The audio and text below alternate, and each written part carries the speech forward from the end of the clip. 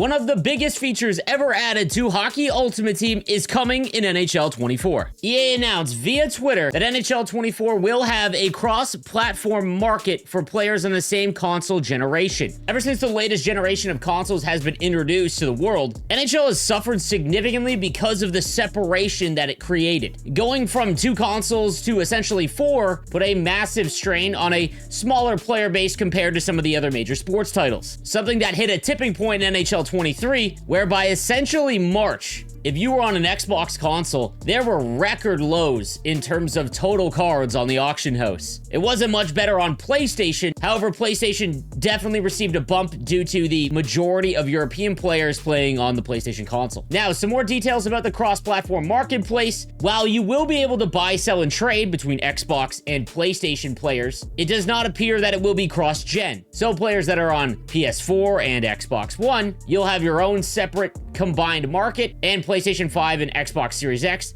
they will also have one. I don't want to overstate this. As someone who plays the game full-time, Hockey Ultimate Team and the way that it is played in terms of how you build your team, how events work, how sets and exchanges work. Cards are currency in Hockey Ultimate Team, meaning that it isn't just coins that you use to make purchases. You actually use cards, and depending on what overall they are, as currency to trade in for other cards. When those cards just simply don't exist on the market, the cost drives way up, engagement in events goes way down, and what you're left with is just a player base frustrated because they can't get any of the new content. On top of that, when it comes to EA's structure and how they actually release content, whether it be like Team of the Week or Prime Times, things like that, if that's to remain the same, they release just an absolute ton of cards, and while for the most part, a lot of them are overlooked, and that's due to them being lower overalls and things like that, but if there is a card, let's say a Team of the Week card that's very high rated, there's going to be a lot more of an opportunity to actually go out and get that card at a non-crippling price. Now, while cross-platform marketplace is 100% one of the biggest wins that we could get in Hockey Ultimate Team,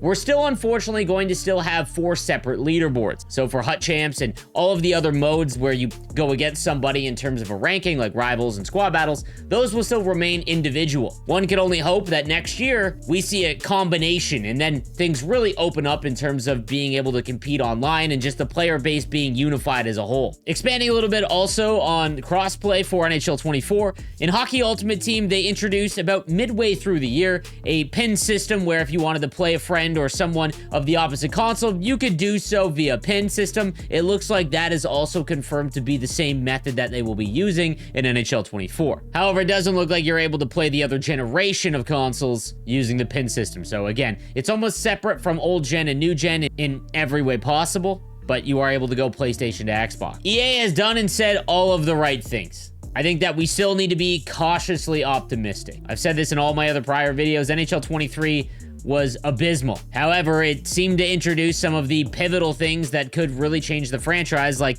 initially introducing crossplay. When it comes to Hockey Ultimate Team, the only news that we've gotten so far is Hut Moments, which is going to be a gigantic welcome change to offline challenges, which haven't been touched since NHL 17, as well as Objectives 2.0, which will make content much more engaging in terms of how we complete milestones. You combine that with the Hut Shared Marketplace, and we're starting to see some huge quality of life improvements for the mode. I still can't wait to get your guys' opinion on the gameplay, however, because that's really going to be the driver. We haven't seen a drastic change in gameplay like this since NHL 18 introduced the defensive skill stick. So let me know what you think in the comments section down below, and I'll see you next time. Have a good one.